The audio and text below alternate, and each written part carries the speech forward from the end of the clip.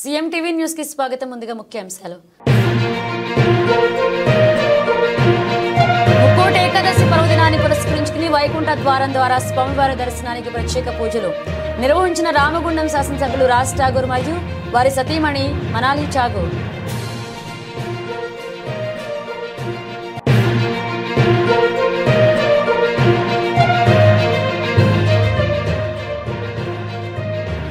ప్రజాస్వామ్యంలో నిజం మాట్లాడడమే నేరమా?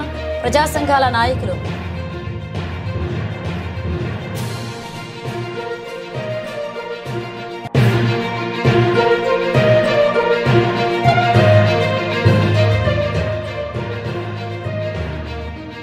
గుండెపోటుతో మరణించిన సింగరేణి కార్మికుడు.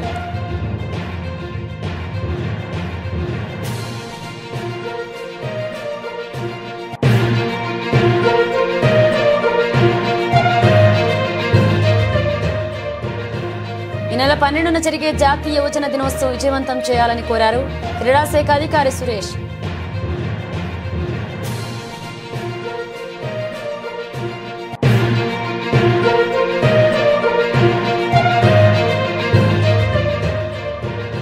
రామగుండం సింగరేణి ఓపెన్ కాస్ట్ 5 అధికారుల తీరుపై ప్రభావిత ప్రాంత ప్రజలు ఆందోళన.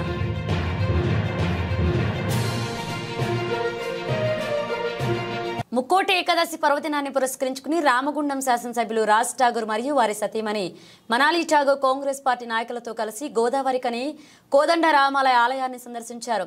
వైకుంఠ ద్వారం ద్వారా స్వామివారిని దర్శించుకుని ప్రత్యేక పూజలు నిర్వహించారు. ఈ సందర్భంగా ఎమ్మెల్యే మాట్లాడుతూ పవిత్ర ఏకాదశి రోజున కోదండ రామాలయం వారిని దర్శించుకోవడం ఎంతో పుణ్యప్రదమైందని, ప్రజల సంక్షేమం, శాంతి, సుఖ సంతోషాలు కలగాలని స్వామివారిని ప్రార్థించానని ఎమ్మెల్యే తెలిపారు. ఆలయ పరిసరాలను పర్యటించిన ఎమ్మెల్యే ఆలయ అభివృద్ధి, భక్తుల సౌకర్యాల కోసం తన వంతు సహాయం అందిస్తానని హామీ ఇచ్చారు. ఈ కార్యక్రమంలో పెద్ద సంఖ్యలో భక్తులు పాల్గొని వైకుంఠ ద్వార దర్శన భాగ్యాన్ని పొందారు.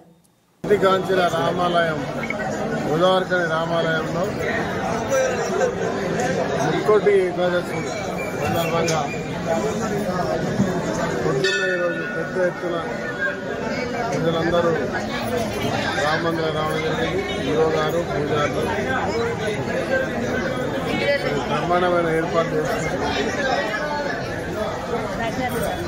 ఏకాదశి ముక్కోటి ఏకాదశి సందర్భంగా ప్రతి ఒక్కరికి కూడా ఆ దేవదేవుడు శ్రీరామచంద్రుడు అందరికీ వారు కోరుకున్న కోరికల్లో మంచి ఆరోగ్యంతో పాటు ఈ ప్రాంత అభివృద్ధికి సుఖ సంతోషాలతో ఉండాలని మనస్ఫూర్తి కోరుకుంటాను. ఈ ఆలయ అభివృద్ధి రాబోయే 5 ఏళ్లలో ప్రజలకు ఏ రకంగా అయితే దొరుకుతుందో ఆ రకంగా చేయడానికి చాలా ప్రణాళిక ముందుకు పోతున్నాం. ఆ దేవుడి ఆశీస్సులతో బ్రహ్మాండంగా ఏర్పాట్లు చేస్తాం. ప్రజాస్వామ్యమని గొప్పగా చెప్పుకునే పవిత్ర భారతదేశంలో నిజం మాట్లాడడం, నిజం నిర్భయంగా రాయడమే నేరము అని పలు ప్రజా సంఘాలు, ప్రజాస్వామికవాదులు అన్నారు. ఇటీవల ఛత్తీస్గఢ్ రాష్ట్రంలోని బీజాపూర్లో Bastar junction YouTube reporter Mukesh Chandrakar హత్యను ఖండిస్తూ శుక్రవారం గోదావరికని పట్టణంలోని స్నేహ సాహితీ గ్రంథాలయ ఆవరణలో సంస్మరణ సభ నిర్వహించి ప్రజా సంఘాలు, ప్రజాస్వామికవాదులు నివాళులర్పించారు. టీయూడబ్ల్యూజే ఐజేయు జాతీయ కౌన్సిల్ మెంబర్ కోలా లక్ష్మణ్ గౌడ్ అధ్యక్షతన జరిగిన కార్యక్రమంలో పాల్గొన్న పలువురు వక్తలు మాట్లాడుతూ దండకారణ్యంలోని బీజాపూర్లో ఓ కాంట్రాక్టర్ చేసిన అవినీతి ఆక్రమాన్ని బాహ్య ప్రపంచానికి తన వార్తల రూపంలో బహిర్గతం చేసిన విధానాన్ని ఓరవలేని అక్కడి కాంట్రాక్టర్ విలేకరి ముఖేష్ చంద్రను అత్యంత కిరాతకంగా చంపి సెప్టిక్ ట్యాంకులో దాచిన మరణ హోమాన్ని ప్రతి ఒక్కరూ ఖండించాలన్నారు. ఈ కార్యక్రమంలో పెద్దపల్లి జిల్లా టీయూడబ్ల్యూజే ఐజేయు దాడుల నివారణ కమిటీ కన్వీనర్ సిపెల్లి రాజేశం, జిల్లా నాయకులు సురభి శ్రీధర్, రాష్ట్ర రైతు హక్కుల సాధనా సమితి రాష్ట్ర అధ్యక్షులు ముడిమడుగుల మల్లయ్య, ప్రధాన కార్యదర్శి ఎరుకల రాజయ్య, సర్దార్ సర్వాయి పాపన్న, రాష్ట్ర గౌడ సంఘ నాయకులు Singam Sattaiah Goud, Sneha Sahiti Granthalaya chairman Eleshwaram Venkateshwar, Poreti Venkatareddy, retired SI Pochamallu, professor Sudhakar తదితరులతో పాటుగా పలువురు ప్రజా సంఘాల నాయకులు, ప్రజాస్వామికవాదులు పాల్గొని ముఖేష్ చంద్రకర్ హత్యను తీవ్రంగా ఖండించారు. దోషులను కఠినంగా శిక్షించి మృతుడి కుటుంబానికి 10 కోట్ల నష్టపరిహారం చెల్లించాలని డిమాండ్ చేశారు. రానున్న రోజుల్లో జర్నలిస్టులపై ఇలాంటి దాడులు, దౌర్జన్యాలు జరగకుండా కఠినమైన చట్టాలను అమలు చేయాలని వారు కేంద్ర రాష్ట్ర ప్రభుత్వాలను డిమాండ్ చేశారు. ప్రజాస్వామ్యంలో మనకి ఆయుధం లేదు, మన తుపాకీపై కొట్లాడటం కాదు, కేవలం ఉన్నటువంటి తప్పు పద్ధతితో ఏదో ఒక పద్ధతి ఏంటి ఒక పుస్తకం రాయడము, లేకపోతే ఒక వార్త రాయడము, లేకపోతే ఒక టీవీలో వాస్తవాలు చూపెట్టే ప్రయత్నం చేయడము, ఇవి కూడా చేస్తే దీని మీద కూడా దాడి జరిగితే మరి ఎట్లా వాస్తవాలు రాస్తారు, ఎట్లా నిర్భయంగా నిజాలు చెప్తారు? అంటే నిజాలు చెప్పవలసిన అవసరం ఈ సమాజానికి లేదా? ఇది చాలా ఆలోచించవలసినటువంటి అవసరం. ఇది కనుక లేనట్లయితే ప్రజాస్వామ్యం అనే దానికి అర్థం లేదు. ప్రజాస్వామ్యం అనేటువంటి నిలబడాలంటే మనిషి మాట్లాడాలి. అది తప్ప ఒప్ప అనేటువంటి మాటతోటి నువ్వు ఖండించాలి. మన ఒక పుస్తకం ఆయన అమ్ముతా ఉంటే బుద్ధుడు మన తిరుపతి బాలాజీ క్షేత్రము ఒకప్పటి బౌద్ధ క్షేత్రమే అని ఎప్పుడో మహారాష్ట్రలో ప్రొఫెసర్ ఒక ఆయన రాశాడు 30-40 ఏళ్ల కింద. ఆ పుస్తకం అమ్ముతా ఉంటే అమ్ముతున్నటువంటి వాళ్ళు బుక్ ఫేర్లు అమ్ముతా ఉంటే ఆ వేణుగోపాల్ మీద దాడికి దిగారు. ఏంటంటే పుస్తకాలు రాయడము, ఒక పుస్తకం ఒక భావజాలం నుంచి రాస్తే ఆ పుస్తకాన్ని ఖండిస్తే ఇంకొక పుస్తకం రావాలి, ఒక వార్త రాస్తే ఒక వార్తను ఖండిస్తే ఇంకో వార్త రాసుకో. అంతేగాని ఇట్లా మనుషుల మీద భౌతికమైన దాడులు చేయడము, చంపేదాకా పోవడం అనేటువంటి దుర్మార్గము ఇది కనుక జరిగినట్లయితే, మాట్లాడే స్వేచ్ఛ గనక ప్రజలు కోల్పోయినట్లయితే వీళ్ళకు తిరుగుబాటే మార్గం అవుతుంది. అప్పుడు చాలా దారుణాలు సమాజంలో ఏర్పడే అవకాశం ఉంటుంది. ప్రజాస్వామ్యాన్ని కాపాడాలని చెప్పేసి, రాజ్యాంగాన్ని కాపాడాలని చెప్పి మనం ప్రభుత్వాన్ని రాజ్యాంగ వీళ్ళందరూ కూడా చనిపోయిన వీళ్ళ రాజ్యాంగ పద్ధతిలో పనిచేస్తున్న వాళ్ళు వీళ్ళెవరు? మనం భూరెడ్డి వెంకటరెడ్డి చెప్పినట్టుగా, మల్లన్న చెప్పినట్టుగా రాజ్యాంగ విరుద్ధమైన శక్తులు ఏం కాదు.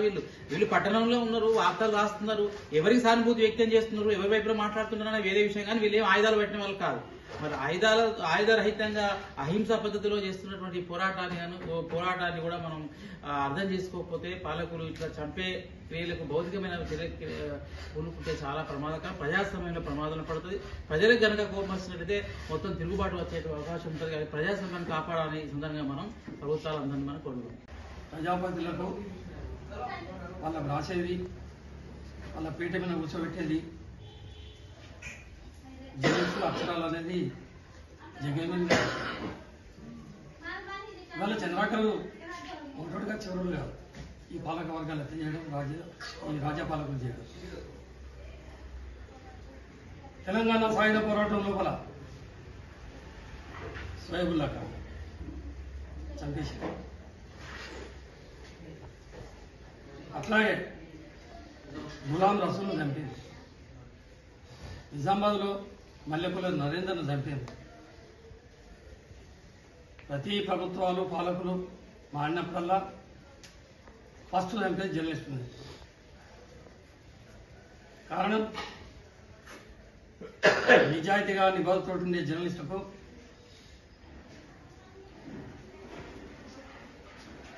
సావులు తప్పాయి. చాలామంది పోయింది. ఇప్పుడు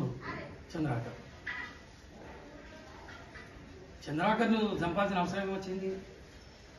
వచ్చింది వాళ్ళు. అని చేసిన తప్పేంది? కోట్లాది రూపాయల కుంభకోణం అనేది అది తప్పు.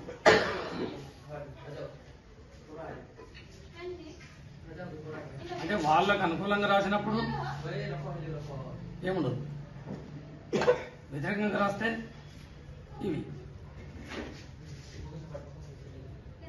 దీనికి మార్గం ఏంది? ఆయన నక్సలైట్ అయితే కాదు కదా.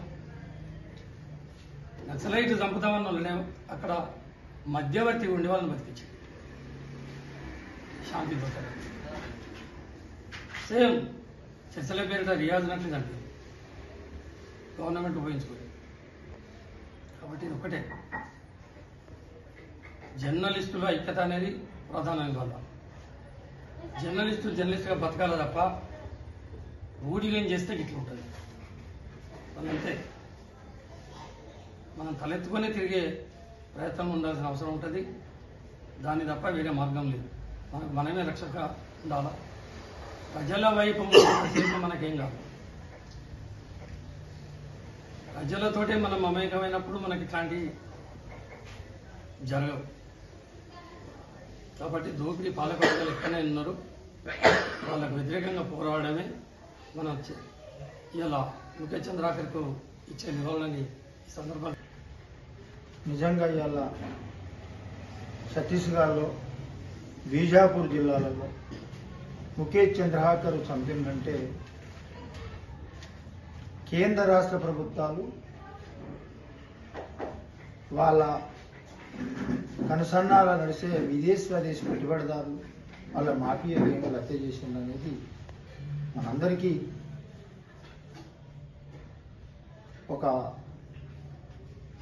హెచ్చరికగా మనం అందరం గమనించవలసింది. అంటే అంటే ఈ దోపిడీకి వ్యతిరేకంగా ఈ వనరులు కొల్లగొడుతుంటే అయితే అడ్డం లేని వాళ్ళందరికీ రాష్ట్రం ఒక్కరే కాదు, ఇలా ఆదివాసులు కూడా మొత్తం బస్తర్ జిల్లాను మొత్తం కొల్లగొడుతుంటే వాళ్ళని హత్య చేస్తుంది. అలాగనే ఆ బస్తర్ జిల్లా ఇలా నిజంగా దండకారణ్యాన్ని ఇలా చంద్రాకర్ను మాట్లాడడం అంటే దండకారణ్యాన్ని మాట్లాడాలి. దండకారణ్యం అంటే భారతదేశం గుండెకాయ లాంటిది. మొత్తము అది 7,500 చదరపు కిలోమీటర్లట. ఒక బస్తర్ జిల్లా 7 జిల్లాలు కలిసి ఆ 7 జిల్లాలు మొత్తము ఇలా కూబింగ్ కేంద్రం అయిపోయింది.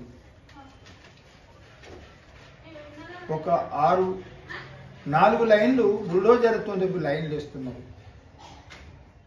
ఆ క్రమంగానే ఆ అవినీతి, అడవి దౌషము, ఆదివాసులని ఒక జంతువుల కన్నా హీనంగా చంపుతున్నారు. కాబట్టి అవన్నీ కేంద్ర రాష్ట్ర ప్రభుత్వాలు మాఫియా చేస్తున్నది బయట పెట్టినందుకు ఇలా జర్నలిస్టు ముఖేష్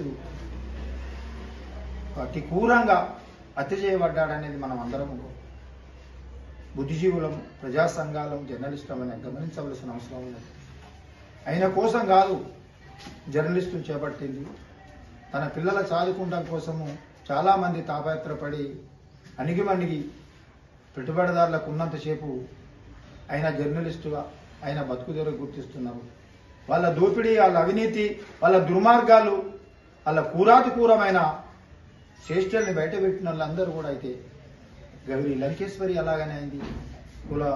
మన మనసారి చాలామంది అలా లాస్ట్ వాడు కాదు, ఇలా ఫస్ట్ వాది కాదు, లాస్ట్ కాదు జర్నలిస్ట్ హత్య అనేది. మానవ మనుగడని దౌసం, మానవ వనరుల దౌసం చేస్తున్న సందర్భంలో పేదవాళ్ళని క్రూరంగా హత్య చేసడము, అవినీతికి వాళ్ళ బతుకుదెరువుని దౌసం చేసిన అవినీతి సందర్భంగానే ఇవాళ ముఖేష్ చంద్రాకర్ని ఒక మాఫియా స్వదేశీ పెట్టుబడిదారుల కనుసన్నాల్లో అయితే మాఫియా హత్య చేసింది. ఒక కుటుంబాన్ని ముందర పెట్టిన కుటుంబం కాదు. RG1 ఇంక్లైన్ లో పనిచేస్తున్న గొల్లపల్లె సురేష్ కుమార్ గుండెపోటుకు గురాడు. హాస్పిటల్కి తరలిస్తుండగా మార్గం మధ్యలోనే చనిపోయాడు. హుటాహుటిన జిమ్ లలిత్ కుమార్ హాస్పిటల్కి వెళ్లి బాధిత కుటుంబాన్ని పరామర్శించారు. అయితే అంబులెన్స్ తెప్పియడంతో సింగరేణి యాజమాన్యం ఆలస్యం చేయడం వలనే కార్మికుడు మృతి చెందాడని తోటి కార్మిక సంఘాలు ఆరోపిస్తున్నాయి. రక్షణ చర్యలు చేపట్టడంలో యాజమాన్యం నిర్లక్ష్యం వహిస్తుందని మండిపడ్డారు. రూల్ ప్రకారంగా ప్రతి మైన్లో అంబులెన్స్ పెట్టాలి, ఫస్ట్ ఎయిడ్ బ్రహ్మాండంగా ఉండాలి, మంచిగా నీట్గా ఉండాలి. ఏదో సేఫ్టీ మీటింగ్లప్పుడు చూపించుకోవడానికి ఏదో పెళ్ళప్పుడు బట్టలు వేసినట్టు వేసుడు కాదు. అంబులెన్స్ లేకపోవడం వలన ఇంతకుముందే వన్ వీక్ కూడా కాలేదు.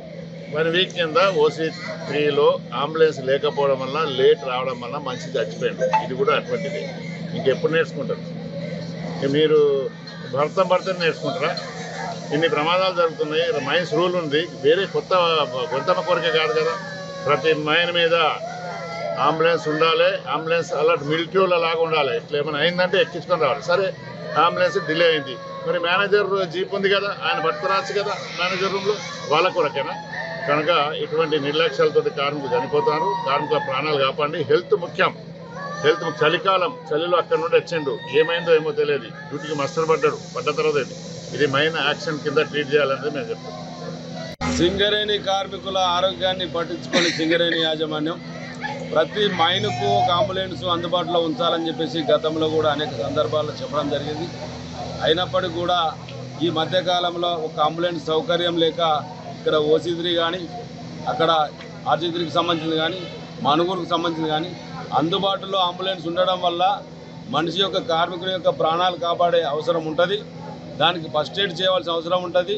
ఆ కిట్ కనుక ఉన్నట్టంటే కనీసం స్టెబిలిటీకి వస్తే ఏ హాస్పిటల్కి వస్తే మనం ప్రాణాలు దక్కించుకునే అవకాశం ఉంటుంది. రక్షణ చర్యలలో భాగంగా ఇవాళ సేఫ్టీ ట్రైపార్టైడ్ మీటింగులలో మాట్లాడిన మినిట్స్ కూడా అమలు చేయకుండా సింగరేణి యాజమాన్యం చూస్తూ ఉన్నది. ఈ నిర్లక్ష్య వైఖరి ఏదైతే ఉన్నదో దాన్ని వెంటనే పరిష్కారం చేయడానికి సేఫ్టీ ట్రైపార్టైడ్ సమావేశం ఏర్పాటు చేయాలని చెప్పేసి సింగరేణి కోల్ మైన్స్ కార్మిక సంఘం తరఫున డిమాండ్ చేస్తూ ఉన్నాం. ఇట్లా గని ప్రమాదాలల్లో మస్టర్ పడ్డాకనే వెంటనే ఆయనకి ఏదైనా హార్ట్ స్ట్రోక్ కానీ పెరాలసిస్ కానీ వచ్చినట్టయితే అంబులెన్స్ అందుబాటులో ఉంటే మనం విలువైన ప్రాణాలు దక్కేటి, ఒక కార్మిక కుటుంబం బతికేది. కాబట్టి రక్షణ చర్యలు విస్మరిస్తున్న అధికారులపైన తక్షణమే చర్యలు తీసుకోవాలని సింగరేణి కోల్ మైన్స్ కార్మిక సంఘం తరఫున డిమాండ్ చేస్తూ ఉన్నాం. దీనిని గని ప్రమాదంగా గుర్తించాలి మసలపడ్డాడు కాబట్టి ఆయనకు ఏదైతే ఎక్స్గ్రేషియా ఉన్నదో ఆ ఎక్స్గ్రేషియా కానీ వర్క్మెన్ కాంపన్సేషన్ కానీ అన్ని సదుపాయాలు కల్పించి సూటబుల్ ఎంప్లాయ్మెంట్ ఇవ్వాలని చెప్పేసి మేము డిమాండ్ చేస్తాం. జాతీయ యువజన దినోత్సవం జనవరి 12న జిల్లా కలెక్టర్ ఆదేశాల మేరకు స్వామి వివేకానంద జయంతి వేడుకలను కలెక్టరేట్ మీటింగ్ హాల్లో నిర్వహించడం జరుగుతుందని, ఈ కార్యక్రమంలో యువజనులు, ఉద్యోగులు, వివిధ సంఘాల నాయకులు, అధికారులు పాల్గొని విజయవంతం చేయాలని క్రీడా శాఖ అధికారి సురేష్ కోరారు.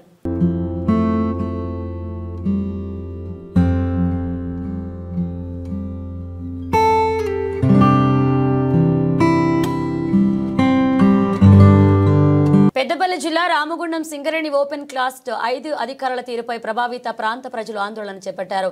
ఓపెన్ కాస్ట్ 5 ఏర్పాటు ద్వారా తమ ప్రాంతం తీవ్ర ఇబ్బందులు ఎదుర్కొంటుందని ప్రాజెక్టు గేటు ముందు ధర్నా చేపట్టారు. ఓపెన్ కాస్ట్ బ్లాస్టింగ్ల వల్ల తమ ఇండ్లు పగుళ్లకు గురవుతున్నాయని, అదేవిధంగా దుమ్ము ధూళితో తాము తీవ్ర శ్వాసకోశ వ్యాధులకు గురవుతున్నామని ఆవేదన వ్యక్తం చేశారు. సింగరేణి అధికారులు వెంటనే స్పందించి తమ సమస్యల పరిష్కారం కోసం చూపాలని గేటు ముందు బైఠాయించి నిరసన తెలియజేశారు. ఈ సింగరేణి యాజమాన్యం మొండి వైఖరి స్పష్టంగా కొట్టొచ్చినట్టు కనబడుతుంది.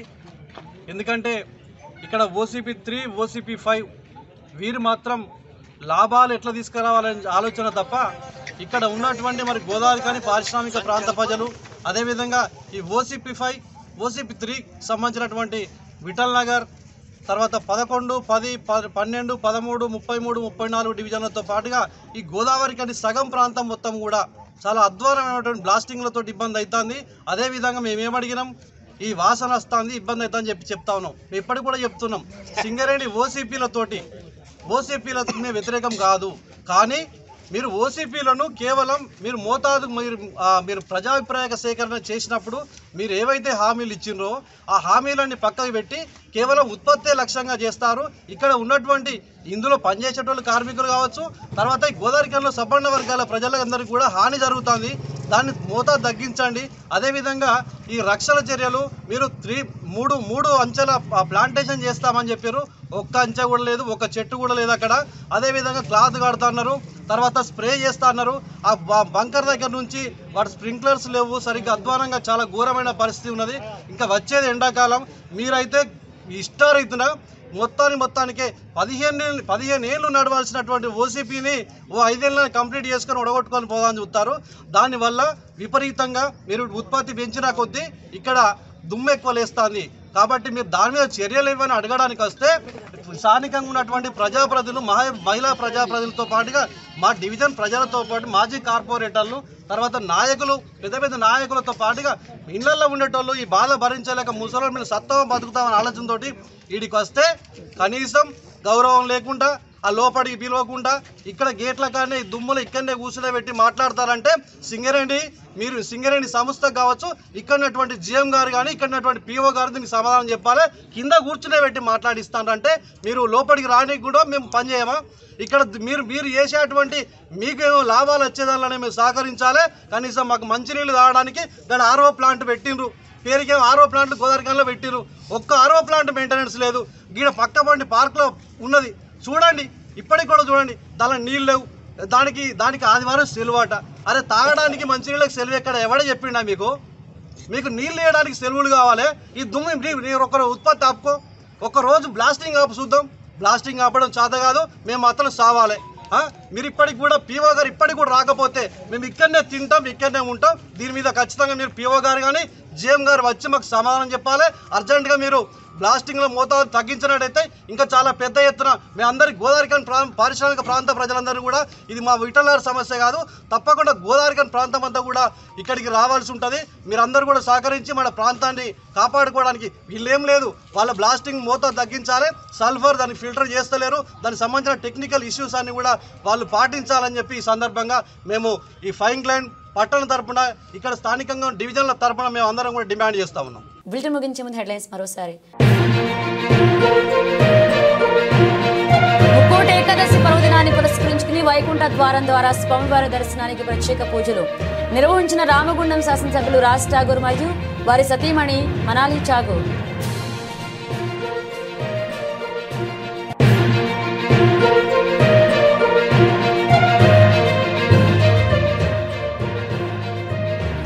ప్రజాస్వామ్యంలో నిజం మాట్లాడడమే నేరమా? ప్రజా సంఘాల నాయకులు.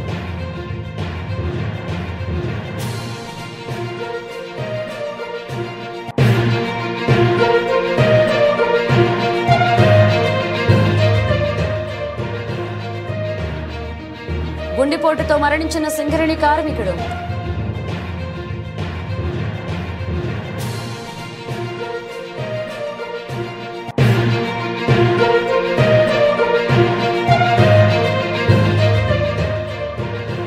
ఈ నెల 12న జరిగే జాతీయ యువజన దినోత్సవం విజయవంతం చేయాలని కోరారు క్రీడా శాఖ అధికారి సురేష్.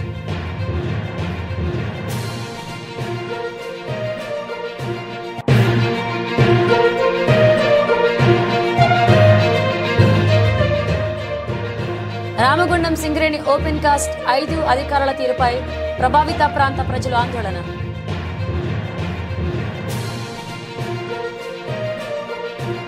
ఇవి బులెటిన్ అప్డేట్స్. మరిన్ని అప్డేట్స్తో మళ్ళీ కలుద్దాం.